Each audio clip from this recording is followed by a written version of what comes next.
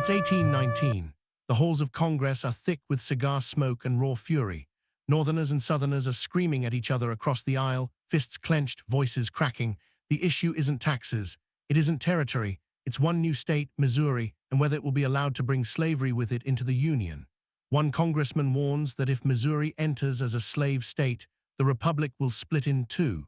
Another shouts back that denying it will ignite civil war. The debate drags on for months.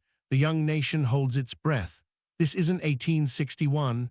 This is 20 years before Fort Sumter, and the spark that nearly sets the country ablaze is Missouri, the state that divided a nation long before the first cannon fired. To understand how Missouri became America's original fault line, you have to go back to the rivers. The Mississippi and Missouri, mighty muddy arteries that carved this land and carried its destiny. For centuries, native tribes, the Osage, the Missouria, the Kickapoo, hunted these fertile prairies and bluffs. Then, in 1673, French explorers Jacques Marquette and Louis Joliet paddled down the Mississippi and claimed the territory for France. By 1764, a shrewd French fur trader named Pierre Laclede founded a trading post on the west bank of the Mississippi. He named it St. Louis after the French king. It quickly became the wild heart of the upper Louisiana fur trade, keelboats groaning under beaver pelts, French Creoles, Spanish officials, and native traders haggling in the streets. In 1803, everything changed. President Thomas Jefferson pulled off the deal of the century, the Louisiana Purchase. For $15 million, the United States doubled in size overnight. Missouri was suddenly American soil. 2 years later, in 1805, Meriwether Lewis and William Clark launched their legendary expedition from a camp just north of St. Louis. They pushed west into the unknown, following the Missouri River, chasing the Pacific. Their return in 1806 turned St. Louis into the undisputed gateway to the west. Settlers poured in, southern planters from Kentucky and Tennessee, bringing enslaved people to work the rich bottomlands in hemp and tobacco, German and Irish immigrants chasing lead mines and cheap land, New England merchants smelling opportunity. By 1818, Missouri's population had exploded past 60,000. The territory petitioned for statehood. On paper, it looked simple, but America was already splitting along a north-south fault line over slavery, and Missouri sat right on that line. The moment Missouri asked to join the Union as a slave state, Congress erupted. Representative James Tallmadge of New York introduced an amendment. No more slaves could be brought into Missouri, and children born to enslaved people there would be freed at age 25. The South exploded. "You are forcing us into disunion," they roared. The House passed the Tallmadge Amendment. The Senate killed it. For 16 straight months, the debate consumed Washington. Newspapers printed screaming headlines. Petitions flooded Congress. Northerners feared the balance of power would tilt permanently toward the slave states. Southerners warned that restricting slavery anywhere was an attack on their entire way of life. Enter Henry Clay of Kentucky, the great compromiser. In 1820, he brokered the deal that would carry his name into history. Missouri would enter the Union as a slave state. Maine would enter as a free state. And most importantly, slavery would be banned forever in the rest of the Louisiana Territory, north of the 36 degrees 30 parallel, Missouri's southern border. President James Monroe signed it. Missouri became the 24th state on August 10, 1821. But the compromise was a bandage on a gunshot wound. Thomas Jefferson, retired at Monticello, wrote in horror, "This momentous question, like a fire bell in the night, awakened and filled me with terror." He saw the future. Missouri had forced the nation to draw a line across the continent and declare which side of it was slave and which was free. That line would not hold. The wound festered for the next 40 years. In 1854, Congress passed the Kansas-Nebraska Act, allowing settlers in those territories to vote on slavery, popular sovereignty. It repealed the Missouri Compromise line. Missouri's pro-slavery border ruffians poured across the border into Kansas, stuffing ballot boxes, burning farms, and sparking what newspapers called Bleeding Kansas. Missouri became the staging ground for violence that previewed the national bloodbath to come. Then came the most infamous court case in American history, born right here in St. Louis. Dred Scott, an enslaved man, had lived with his owner in free territories and free states.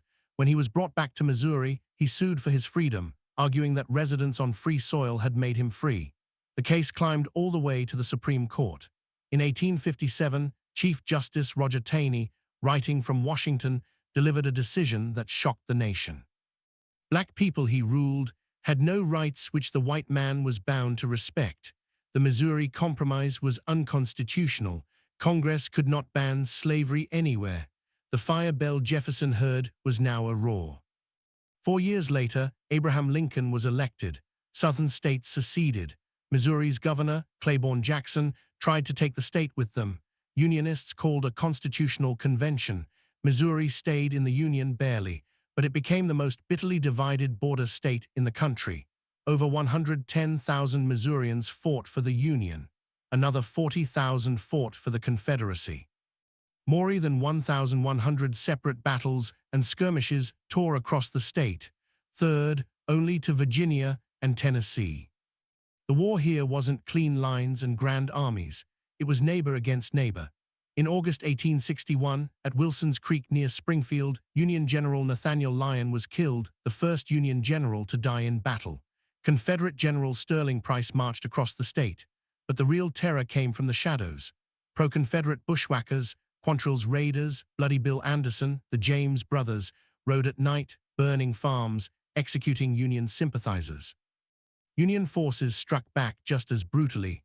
In 1863, General Thomas Ewing issued Order No. 11, forcing thousands of civilians from 4 western Missouri counties to abandon their homes or be shot. Entire counties were turned into scorched earth. Families were ripped apart. Missouri wasn't just fighting the Confederacy, it was fighting itself. When the guns finally fell silent in 1865, Missouri rose from the ashes with ferocious energy. The war had destroyed the old planter aristocracy, but opened the door for a new kind of power. Railroads snaked across the prairies. Steamboats churned up and down the rivers. St. Louis became one of the largest cities west of the Mississippi, a manufacturing and brewing powerhouse, home to Anheuser-Busch. Kansas City exploded as the gateway for Texas Longhorns. Its stockyards fed a hungry nation. Independence and St. Joseph launched the Oregon and California trails, and in 1860, the Pony Express. Missouri truly was the gateway to the West. Out of the guerrilla chaos came folk heroes and outlaws. Jesse James and his brother Frank, former bushwhackers, robbed banks and trains, claiming they were striking back at Yankee oppressors. Mark Twain, born Samuel Clemens in Hannibal, Missouri, turned the Mississippi River into American mythology with Tom Sawyer and Huckleberry Finn. The 1904 St. Louis World's Fair showcased the state's growing confidence to the world. And then came Harry Truman, a plain-spoken farmer from Independence. He rose from the Pendergast political machine to the United States Senate, then to the vice presidency, and finally the presidency itself. In 1945, he made the most fateful decision in modern history, dropping the atomic bombs that ended World War II. He launched the Marshall Plan, created the Truman Doctrine, and helped birth the Cold War world order. Missouri, once the state that nearly destroyed the Union, now helped save the free world. Today, Missouri still sits at the crossroads, geographically, economically, and culturally.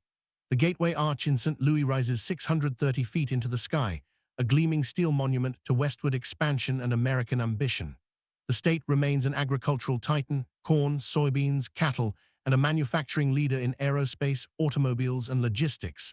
Kansas City and St. Louis are still major transportation hubs where rail, river, and highway meet. But the old divisions never fully healed. Missouri has long been a political bellwether, a state whose vote often mirrored the nation's. Racial tensions that trace back to slavery, and the Civil War exploded again in 2014 in Ferguson, when the shooting of Michael Brown ignited a national conversation about policing and justice. The state's political map still shows deep urban-rural, north-south divides. In many ways, Missouri remains a microcosm of America's contradictions: progressive cities and conservative heartland, wealth and poverty, pride in its history and painful reckonings with it. Missouri did not just survive its divisions, it forged a nation through them. It forced America, kicking and screaming, to confront the original sin of slavery. It bled more than almost any other state in the Civil War, yet rose to become the indispensable link between East and West.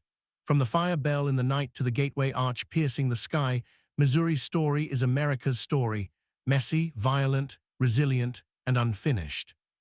In an age when the country once again feels pulled apart by region, race, and ideology, Missouri reminds us that division is not new. What matters is whether we choose, as Henry Clay tried, to compromise, or whether we let the fault line crack wide open once more. The state that divided a nation may yet teach us how to hold it together.